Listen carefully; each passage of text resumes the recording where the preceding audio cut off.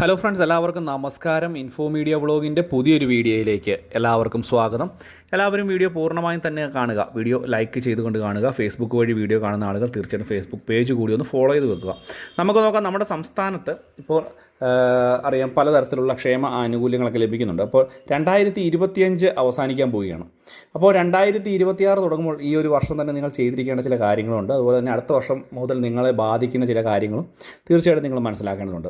അപ്പോൾ ഇതൊക്കെയായി ബന്ധപ്പെട്ടുള്ള വളരെ പ്രധാനപ്പെട്ട അറിയിപ്പുകളാണ് ഇന്നത്തെ വീഡിയോയിൽ ഉൾപ്പെടുത്തിയിരിക്കുന്നത്.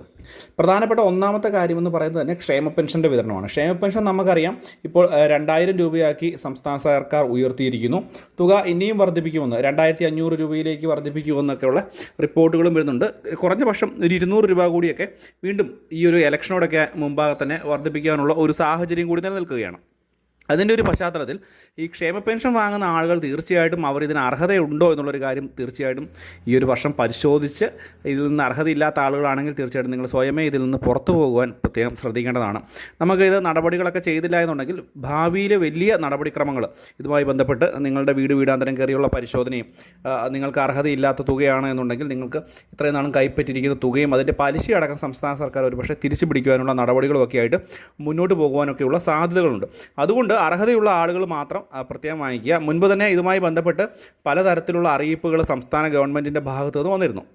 ഇതുകൂടാതെ തന്നെയാണ് റേഷൻ കാർഡുള്ള ആളുകൾ, മഞ്ഞ പിങ്ക് റേഷൻ കാർഡൊക്കെ ഉള്ള ആളുകൾക്ക് ഒന്ന് പ്രത്യേകം ശ്രദ്ധിക്കുക. നീല കാർഡിനെയും ബാധിക്കും. നീല കാർഡ് ഉടമകൾക്കൊക്കെ റേഷൻ ആനുകൂല്യങ്ങളുടെ വില വർധനമൊക്കെ വരാനൊക്കെ ഉള്ള സാഹചര്യം നിലനിൽക്കുകയാണ്. കൂടാതെ മഞ്ഞ പിങ്ക് കാർഡുള്ള ആളുകൾ, നിങ്ങൾ ഈ ഒരു കാർഡ് നിങ്ങളുടെ ഒരു അർഹതയ്ക്കനുസരിച്ചാണോ ഇത് കൈവശം വെച്ചിരിക്കുന്നത് എന്നുള്ള കാര്യങ്ങൾ പരിശോധിച്ച് നിങ്ങൾ തന്നെ ഉറപ്പുവരുത്തുക. അല്ലെങ്കിൽ മുട്ടം പണി നിങ്ങൾക്ക് അടുത്ത വർഷം തൊട്ട് കിട്ടും എന്നുള്ള കാര്യത്തിൽ യാതൊരു സംശയം വേണ്ട. വളരെ പ്രാധാന്യം അറിയിക്കുന്ന ഒരു കാര്യം തന്നെയാണിത്.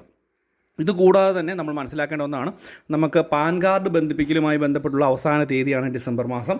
അതുകൊണ്ട് തന്നെ ഇത് പാൻ കാർഡ് ബന്ധിപ്പിച്ചിട്ടില്ല എന്നുണ്ടെങ്കിൽ, ആധാർ കാർഡുമായിട്ട് ബന്ധിപ്പിച്ചിട്ടില്ല എന്നുണ്ടെങ്കിൽ തീർച്ചയായിട്ടും ഇത് നിങ്ങളുടെ പാൻ കാർഡ് പൂർണ്ണമായിട്ടും നഷ്ടപ്പെടുന്ന സാഹചര്യം ഉണ്ടാവും. പിഴയടയ്ക്കേണ്ട സാഹചര്യം ഉണ്ടാവും. ഇപ്പോൾ തന്നെ പിഴയടച്ചുകൊണ്ട് മാത്രമാണ് അത് ചെയ്യാൻ പറ്റുന്നത്. കൂടാതെ ഭാവിയിൽ ഇതുമായി ബന്ധപ്പെട്ട് വലിയ ബുദ്ധിമുട്ടുകൾ നിങ്ങൾ അനുഭവിക്കേണ്ടതായി വരും എന്നുള്ളൊരു കാര്യത്തിൽ യാതൊരു സംശയം വേണ്ട. കൂടാതെ കിസാൻ സമ്മാൻ നിധി വാങ്ങുന്ന ആളുകളൊക്കെ ഒന്ന് പ്രത്യേകം ശ്രദ്ധിക്കുക. ആധാർ കാർഡിൽ എന്തെങ്കിലും മാറ്റങ്ങളൊക്കെ വരുത്താനുള്ള ആളുകൾ ആധാർ കാർഡ് മാറ്റങ്ങൾ വരുത്തണം. ഇത് വരുത്തിയില്ല എന്നുണ്ടെങ്കിൽ വലിയ രീതിയിലുള്ള ബുദ്ധിമുട്ടുകൾ നിങ്ങൾക്ക് ഭാവിയിലുണ്ടാവും. ഈ ഒരു ക്ഷേമ പെൻഷൻ അതുപോലെ തന്നെ കിസാൻ സമ്മാൻ നിധി ആനുകൂല്യങ്ങളൊക്കെ നമുക്കറിയാം പലതരത്തിലുള്ള ആനുകൂല്യങ്ങളും ആധാർ അടിസ്ഥാനമാക്കിയാണ് ലഭിക്കുന്നത്.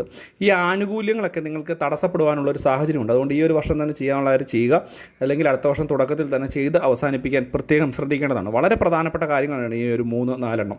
അപ്പോൾ ഇത്രയും കാര്യങ്ങളാണ് ഇന്നത്തെ വീഡിയോയിലൂടെ ഇന്ന് ഷെയർ ചെയ്ത് തരുന്നത്. എന്തെങ്കിലും സംശയങ്ങളുള്ള ആളുകൾ തീർച്ചയായിട്ടും വീഡിയോയ്ക്ക് താഴെ കമൻറ്റ് ബോക്സിൽ ചോദിക്കാം. മറ്റൊരു ഇൻഫോർമേറ്റീവായ വീഡിയോ ആയിട്ട് നമുക്ക് വീണ്ടും കാണാം. അതുവരേക്കും